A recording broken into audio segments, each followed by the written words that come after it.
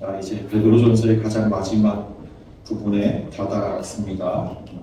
이 베드로 사도는 이 편지를 통해서요, 1세기 교회들이 당면하고 있던 그 박해와 고난이 이 세상을 살아가는 교회들에게 예비된 하나님의 뜻이기 때문에 오히려 복되다라는 사실을 일깨워 주었습니다. 하나님은 당신의 백성들을 낮추셔서 은혜를 베푸시고 세상에 하나님의 영광이 드러나게 하신다는 거죠. 그것이 공생애를 통해서 보여준 하나님의 아들 그 예수 그리스도가 걸어갔던 길입니다. 때가 되면 반드시 높여주시는 하나님이시지만 그것은 고난을 통해 우리를 낮추시는 과정을 반드시 통과하게 하신다는 것입니다. 편지의 마지막 부분에는 과연 어떤 내용이 자리할까요? 베드로는 이 편지로 전하고자 하는 그 핵심적인 말들은 이미 앞쪽에서 짧은 서두를 지나서 집중적으로 쏟아내었습니다. 그렇다면 본론을 다 말하고 난 다음인 이 말미에서는 그것들과 전혀 다른 내용이 담기게 될까요? 아닙니다.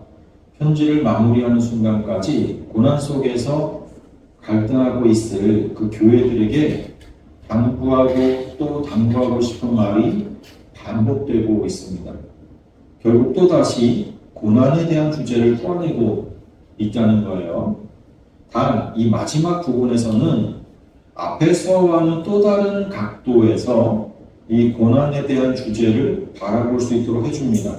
잘 들어보시기 바랍니다.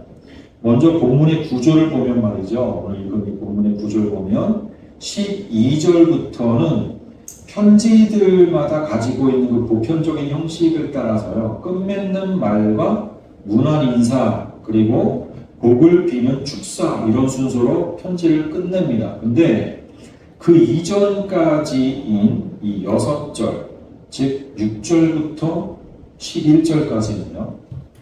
바로 앞절에 나오는 인용구에 대한 해설의 형식을 띠고 있습니다. 바로 앞절에 나오는 인용구가 뭐예요? 5절 한번 보세요. 5절 말씀 같이 봅니다. 시작.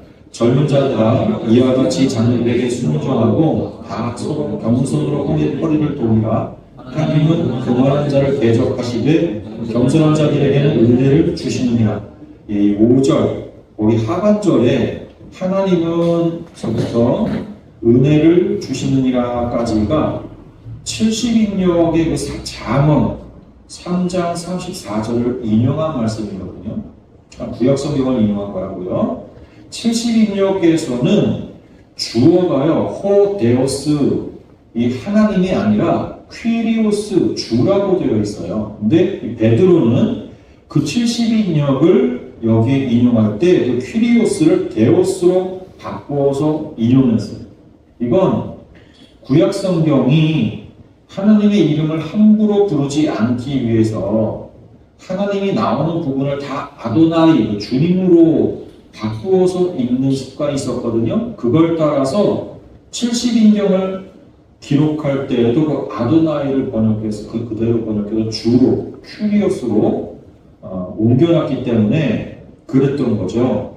베드로는 그 주님이라는 퀴리오스가 가리키는 본래 호칭 그게 데오스 하나님이었기 때문에 그 데오스를 쓴 거예요. 그러니까 성경을 왜곡시킨 게 아니라 보다 원뜻에 맞게 지금 기록해서 인용한 거예요. 그리고 베드로는 대신에 이 퀴리오스라는 단어를 예수 그리스도를 가리킬 때만 또 썼어요. 그러니까 베드로는 유대인들이 구약 성경에서 하나님의 이름 대신 주님이라고 부른 그 주님이라는 호칭을 예수 그리스도에게 붙여 써서 예수 그리스도가 하나님의 아들 곧 하나님이시라는 걸 굳게 믿었다는 거예요. 예? 여러분 이것이 하나님이 주신 믿음이에요. 하나님이 주신 믿음. 예수 그리스도는 인간들 중에서 좀 뛰어나신 분이나 또 훌륭한 성인 정도의 레벨이 아니에요. 이 세상에 속한 인간과는 완전히 구별이 되는 하늘에 속한 하나님이라는 믿음, 이건 사람의 이성이나 의지로 수긍할 수 있는 믿음이 아닙니다. 아무리 설명을 해줘도요, 믿지 못하는 사람은 하나님의 선물로서의 그 믿음을 받지 못했기 때문에 못 믿는 거예요. 여러분, 베드로와 같은 이 믿음, 여러분도 있습니까? 예? 주는 그리스도시요 살아계신 하나님의 아들이십니다. 이렇게 고백하시냔 말이에요, 여러분들도. 주가 그리스도이신 건 알겠는데 그 주님께서 말이죠. 지금 나의 이 삶의 현장에 살아서 나를 주관하시고 보호하시는 하나님으로 정말 믿으십니까? 그러면 왜 낙심하고 삶의 형편에 따라서 불평도 하고 세상 사람들이 뭐라 그런다고 일희일비하면서 감정도 넓히기를 합니까?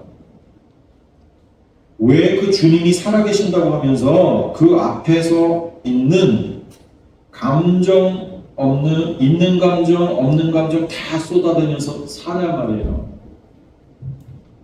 안 믿겨져서 그런 거 아니에요. 정말 하나님이 살아계신다는 것을. 정말 그 믿음, 베드로의 믿음과 같은 믿음 맞느냐 말이죠. 좀 생각하면서 좀 살자 말입니다, 여러분. 하나님 앞에서 산다는 게 뭔지 생각 좀 하자 말이에요. 다시 본론으로 돌아와서 이 잠언 말씀을 5절에 이렇게 인용을 하고서 6절부터 11절은 이 인용구에 대한 해설의 구조로 되어 있단 말이에요. 근데 이런 구조는요, 야고보서 4장에서 동일한 구조가 또 나오거든요. 한번 보세요. 야고보서 4장 6절부터 10절 말씀입니다. 같이 읽겠습니다. 6절부터 10절 시작.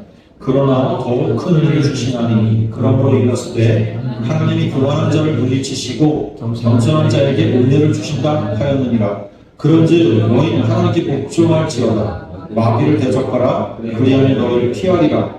하나님을 가까이 하라. 그리하면 너희를 가까이 하시리라. 죄인들아 손을 깨끗이 하라. 두 마음을 푸는 자들아 마음을 성결하게 하라. 슬퍼하며 애통하며 울지어다. 너희 웃을 애통으로 너희 즐거움을 근심으로 바꿀지어다. 주 앞에서 낮추라. 그리하면 주께서 너희를 높이시리라. 여기 보시면요, 6절 하반절이 오늘 본문에서처럼 똑같은 70인경의 그 잠언 3장 34절 인용한 말씀입니다.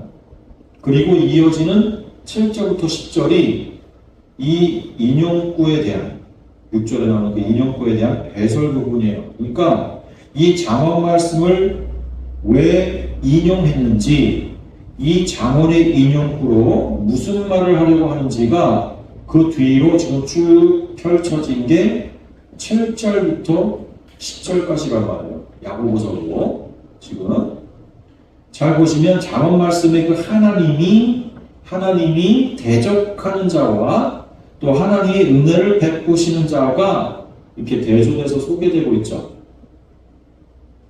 교만한 자는 물리치시고 대적하신다 그러고, 그죠?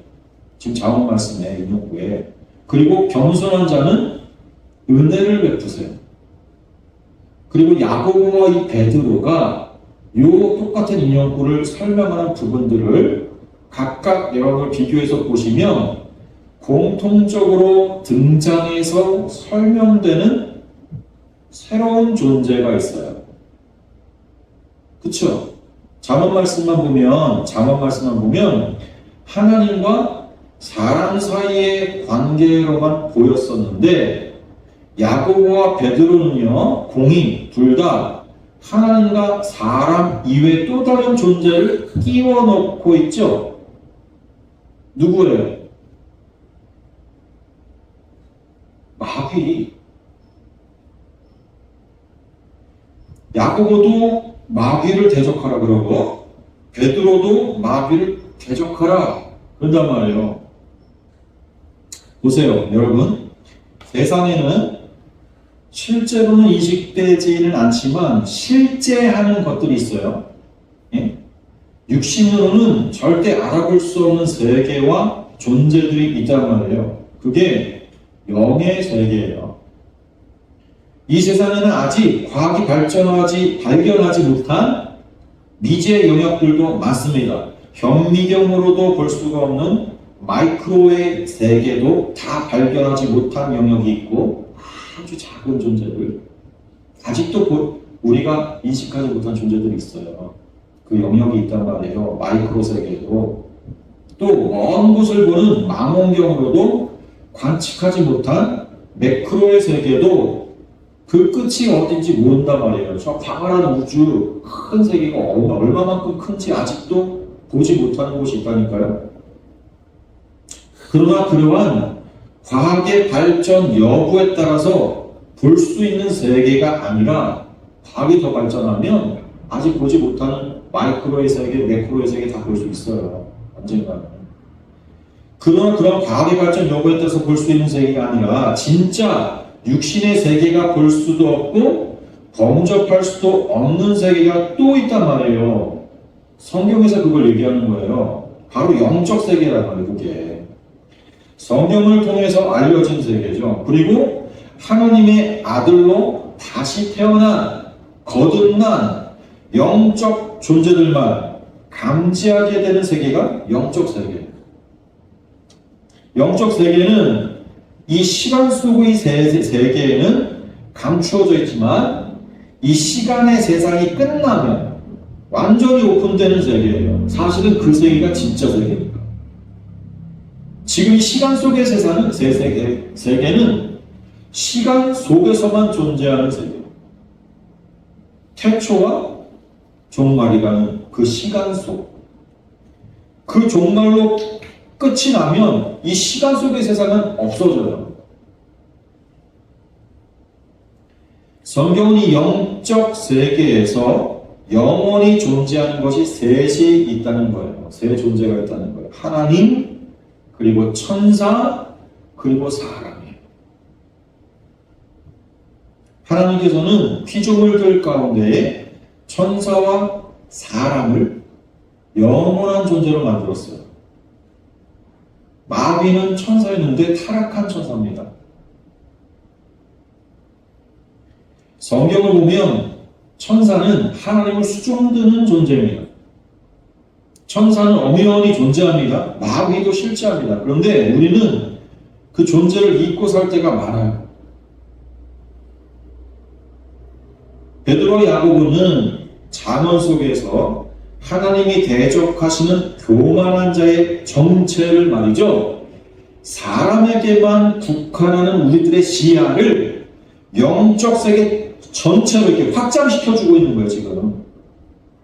그리고 그 최초의 교만한 자였던 마귀의 존재, 교만한 자의 조상격인 그 마귀에 대한 경각심을 일깨워줘요, 지금. 성경은 하나님과 우리와의 관계만 있는 게 아니라 마귀와의 관계도 있다는, 천사들과의 관계도 있다는 점을 분명히 밝히는 거예요, 지금. 우리의 신앙생활은 하나님과 나만의 관계만의 문제가 아니에요. 그래서 눈에 보이는 이 세상에서만 한눈 팔지 않도록 조심하면 끝나는 게 아니란 말이에요. 마귀도 하나님처럼 우리에게 깊은 관심을 가진 존재예요. 오늘 본문 말씀 보세요. 본문 6절과 7절을 먼저 보세요. 6절과 7절 같이 봅니다. 시작. 그러므로 하나님의 능하신 손 아래에서 겸손하라. 때가 되면 너희를 높이시리라. 너희 염려를 다 주께 맡기라. 이는 그가 너희를 올 것이니라. 여기 하나님과 우리의 관계만 말하고 있는 것 같죠? 특히 7절을 보면 우리 염려를 주께 맡기라 그러고, 이는 그러면서 그 이유로 하나님이 우리를 돌보시기 때문이다 그래요. 그 돌보심이라는 말이 그 앞에 나온 우리가 하는 그 염려와 같은 의미로 쓰인 단어예요. 예? 이게 관심을 가지다 돌보다라는 뜻 말고도요, 염려하다라는 뜻으로도 많이 쓰인 말이란 말이에요. 이 단어가 멜로라는 단어 자체가. 그러니까 하나님이 우리를 위해서 염려해 주시는 거예요. 우리에게 관심을 가지고 돌보시는 분이니까 우리를 위한 염려를 해주시는 하나님이란 말이에요. 이 7절 말씀이. 하나님이 우리를 위해 염려하시며 돌보시니까, 그러니까 너희 염려를 다 하나님 그분에게 맡기라는 거죠. 그리고 끝이 아니에요. 8절과 9절을 또 보세요. 8절과 9절 같이 봅니다. 시작. 근신하라, 깨어라, 너희 배정 마귀가 우는 사자같이 두루다니며 삼킬 자를 찾나니 너희는 믿음을 굳건하게 하여 그를 대적하라. 이는 세상에 있는 너희 형제들도 동일한 고난을 당하는 줄 알미라. 하나님만큼이나 우리에게 관심을 가진 존재가 우리 대적 마귀라는 거예요. 하나님은 우리를 돌보시기 위해 관심을 가지시지만 대적 마귀는요, 우리를 삼키려고 두루 찾아다닙니다. 하나님은 우리를 지으신 창조자죠. 아버지의 마음으로 우리를 대하시지만 마귀는요, 우리와 똑같이 피조물이기 때문에 비교 우위에 서기 위해서 우리와 경쟁하고 그리고 우리를 장악하고 우리 위에 군림하려고 하는 존재예요.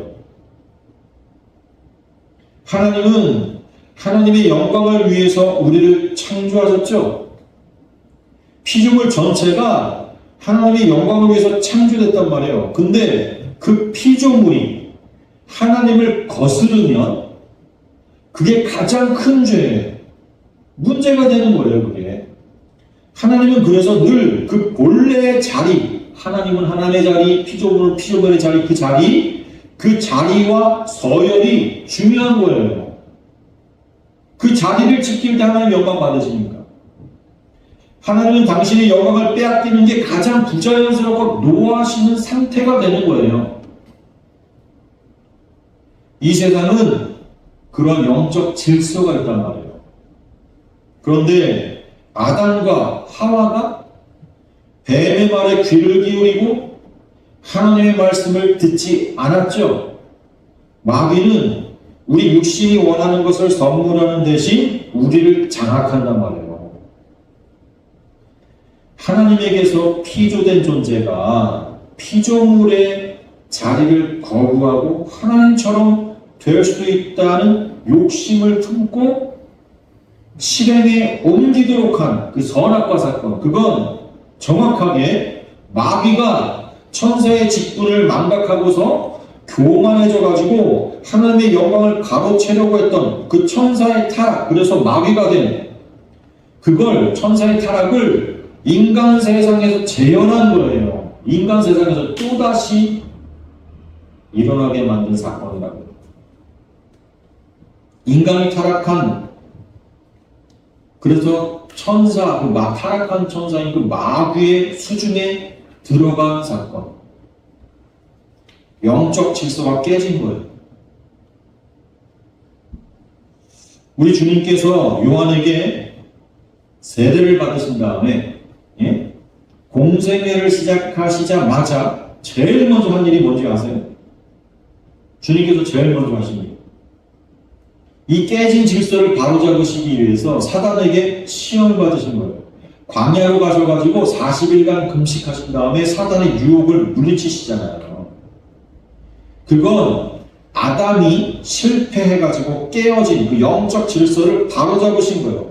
하나님을 떠나 마귀의 수중에 들어간 그 인간의 그 상황을 역전시키시기 위해서 사람의 아들로, 사람의 대표로 광야에 가셔가지고 아담도 실패하고 또 이스라엘 민족도 실패한 그 광야의 그 시험을 주님께서 이기신 거란 말이에요. 그리고 사람은 이렇게 하나님께 장악되고 순종하는 자리로 원상 복귀되어야 한다는 것을 보이시고 십자가에서 그 영적 질서의 회복을 완성시키신 거예요. 그 시험에서도 보면 사탄 마귀는 사람이 원하는 것을 주겠다 그럽니다. 사람이 원하는 것. 육신에 먹을 것. 세상의 부귀와 영화 그리고 명예 그걸 다 가져가면서 내가 줄 수 있다 그러잖아요. 마귀가 예수님에게 그거 받아 챙기면 사탄의 종 되는 거예요. 첫 아담처럼 사탄의 수중에 장악되는 거라고. 그런데 지금도 예배당에 나와서 그런 것들 달라고 기도하고 그거 원하게 되면 그 기도 누가 들어주는 거예요? 성경 어디에 그런 거 하나님이 구하라겠습니까?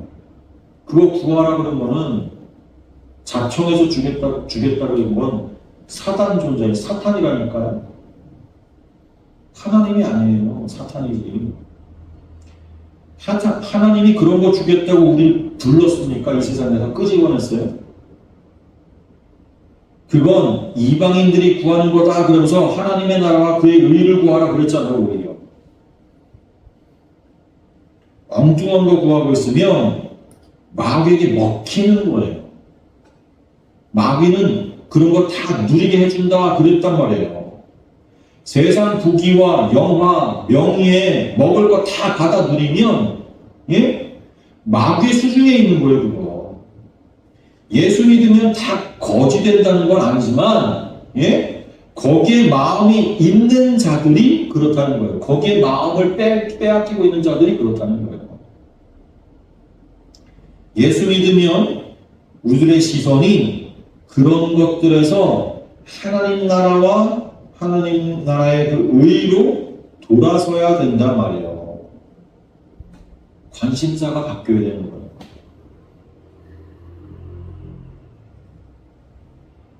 이젠 하나님과 마귀를 구분할 수 있어야 돼요. 거듭났으면 하나님이 주시는 것과 마귀가 주는 것을 구분할 수 있어야 된다니까요.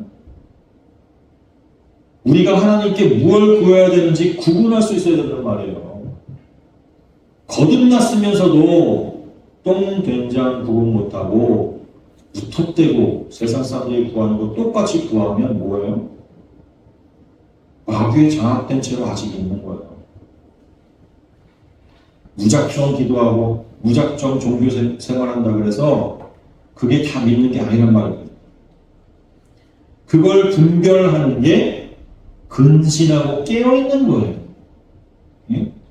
그냥 세상에 파묻혀가지고 많은 종교인들이 가는 넓은 길로 아무 생각 없이 따라가다가는 마귀에게 잡혀 먹히는 겁니다. 야고보도 또 베드로도 바로 이런 영적 현실에 대해서 바라볼 수 있도록 성도들의 영적 눈을 지금 띄워주는 것, 그게 오늘 본문인 거예요. 10절과 11절도 보세요. 10절과 11절 같이 봅니다. 시작. 모든 은혜의 하나님 곧 그리스도 안에서 너희를 부르사 자기의 영원한 영광에 들어가게 하시니가 잠깐 고난을 당한 너희를 친히 온전하게 하시며 굳건하게 하시며 강하게 하시며 혀를 견고하게 하시리라. 권능이 세세무궁하도록 그에게 있을지어다. 아멘. 앞에 8절과 9절에서는 마귀를 대적하라 그러면서 그 대적하는 방법과 수단으로 근신하라, 깨어라, 그리고 또 믿음을 굳건하게 하라 그러는데 여기 지금 10절과 11절까지를 보면 그 모든 것이 하나님의 은혜와 깊이 연결되어 있다는 걸 보여줍니다. 모든 은혜의 하나님 그러면서 그 하나님께서 그리스도 안에서 너희를 부르사 불렀대요. 그리고 예수 그리스도를 통해서 보여준 것 같이 똑같이 우리한테도 친히 온전하게 하시며 굳건하게 하시며 강하게 하시며 털을 견고하게 하시리라. 그렇죠? 이게 다 성전을 짓는 것과 연관된 단어들이거든요. 예?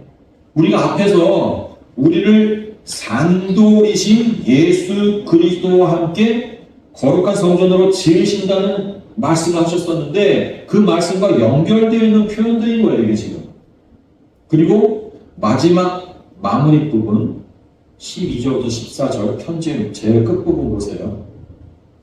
같이 읽습니다. 시작. 내가 신실한 형제로 아는 실로암으로 말미암아 너희에게 단단히 써서 권하고 이것이 하나님의 참된 은혜임을 증언하노니 너희는 이 은혜에 굳게 서라. 택하심을 함께 받은 바벨론에 있는 교회가 너희에게 무난하고 내 아들 마가도 그러하는 너희는 사랑의 입맞춤으로 서로 무난하라. 그리스도 안에 있는 너희 모든 이에게 평강이 있을지어다. 여기 12절에 실로아노는 신라입니다. 실로아노. 신라는 사도 바울과 동행해서 선교여행을 떠났던 인물이기도 하죠. 사도 바울, 여기 베드로와도 아주 친밀했던 거예요. 그러니까 신라가 바울과 동행도 했다가 지금 베드로의 말년에 지금 편지를 쓰고 있기 때문에 베드로의 말년에도 그와 함께 했으니 바울의 사상과 어떻게 같지 않을 수가 있겠습니까? 그렇죠? 또 여기 바벨론에 있는 교회 13절에 바벨론에 있는 교회 이거는 어디에 있는 교회라고 했어요? 로마에 있는 교회라고 했어요. 당시 로마를 과거에 세계를 제패하고 세계를 다스렸던 바벨론에 비유해서 은어로서 사용했다고 했죠. 은어로. 아무튼 편지의 가장 마지막 부분에서도 그러잖아요. 12절 마지막에 너희는 이 은혜에 굳게 서라. 또 엄연합니다. 예? 마지막까지 꼭 당부하고 싶은 말이 이거예요. 너희는 이 은혜에 굳게 서라. 우리는 하나님의 은혜로 하나님 나라에 들어가는 거라는 거예요. 은혜 아니면 정말 베드로의 편지의 말미에서 박해와 핍박과 고난의 현실을 살고 있는 성도들에게 눈에 보이는 세상이 다가 아니다. 이 사실을 분명히 전해줍니다. 영적 세계가 있다. 우리는 그 영적 세계에 들어선 자들이다. 세상에 드러나 보이지 않는 그 영적 세상, 영적 질서, 영적 존재에 대해서 일깨워준단 말이에요. 그러면 우리는 이제 눈에 보이는 사람만 의식할 것이 아니라 눈에 보이지 않는 하나님과 또 누구? 우리의 대적자인 마귀도 의식해야 한다는 거예요. 그리스도인들의 삶은 바로 눈에 보이지 않는 그 영적 존재들과의 관계, 그 관계 속에서 이루어지잖아요. 하나님이 사랑하는 욥이 하나님의 은혜와 축복만 받은 게 아니고 그 중간에 영적 존재인 마귀가 나타나서 욥의 삶에 간섭을 한단 말이에요. 하나님이 그걸 허락하세요. 그 영적 존재인 마귀를 통해서 하나님은 욥에게 어떤 결과물을 얻어내세요? 더욱더 하나님이 누구신지를 알게 하고 온전한 믿음으로 나아가게 만드시죠. 그런 거예요. 하나님의 성도는 그 영적 존재인 마귀, 대적자를 사용하셔서 하나님께로 우리를 온전하게 나아가도록 만드는 거란 말이에요. 하나님은 우리 사람을 악하게 창조하지 않으셨어요. 하지만 인간은 영적 존재에게 쉽게 장악되는 연약한 존재입니다. 누구에게 장악되는가에 따라 하나님에게냐 마귀에게냐 누구에게 장악되는가에 따라서 사람은 선하게 또는 악하게 쓰임받는 거예요. 인간 최초의 죄는 마귀의 꾀임에서 시작되었습니다. 주님은 마귀와의 그 일전을 위해서 사람의 아들로 오셨다는 걸 보여주기 위해 광야로 가셨던 거예요. 40일 동안 금식하신 건 사람이 세상의 떡으로만 사는 게 아니라 하나님의 말씀으로 사는 영적 존재라는 것을 천명하신 거예요. 그래서 금식하신 거예요. 세상의 떡 말고는 하나님의 말씀으로 사는 존재다. 아니, 나만이 아니라 사람은 그런 존재다. 그거 보여주신 거란 말이에요. 우리는 이 세상을 나그네로 사는 거예요. 우리의 본향은요, 이 세상에 있지 않아요. 그렇다면 잠시 지나는 이 세상에서 만나는 모든 일들에 마음을 뺏길 필요가 없는 거예요. 베드로전서는 이렇게 끝을 맺고 있는 거예요. 그 사실을 알려줍니다. 그리고 베드로후서는 더 풍부한 영적 현실들에 대해서 깊이 있게 풀어놓습니다. 이제 베드로후서로 넘어가면 하나님의 영적 세계에 대해서 더 깊이 있는 말씀을 주신단 말이에요. 자, 다음 시간부터는 바로 그 베드로 후서를 같이 기도하겠습니다.